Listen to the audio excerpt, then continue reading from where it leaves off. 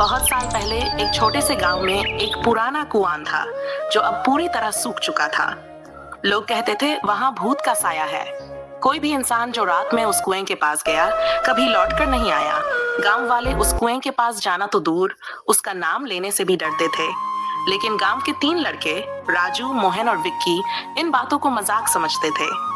एक दिन राजू ने कहा, अगर तुम दोनों सच्चे दोस्त हो तो आज रात चलो उस भूतिया कुएं के पास, देखते हैं कितना डर है। मोहन और विक्की हिचकिचाए पर दोस्ती के नाम पर राजी हो गए। रात को जब सब सो रहे थे, तीनों अपने घरों से चुपचाप निकले। हाथ में टॉर्च थी पर दिलों में डर। अंधेरे में चलते हुए वो कुएं तक पहुंचे। वहां पहुंचते ही हवा तेज चलने लगी, जैसे कोई अदृश्य ताकत उनके आसपास घूम रही हो। अचानक कुएं के पास से एकदम घोंट देने वाली बदबू आई और तभी टॉर्च अपने आप बंद हो गई। चारों ओर अंधेरा छा गया।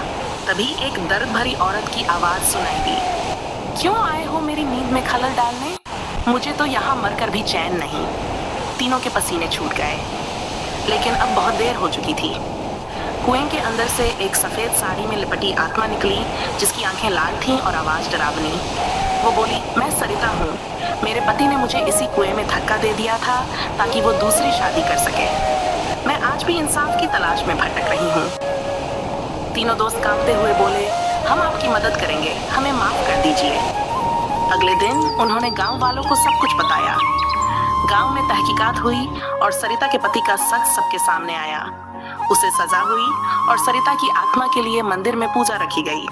उस दिन के बाद उस कुएं से फिर कभी कोई आवाज नहीं आई। गांव वाले आज भी उस कुएं के पास से गुजरते हैं, लेकिन अब डर के साथ नहीं, सम्मान और सच्चाई के यकीन के साथ।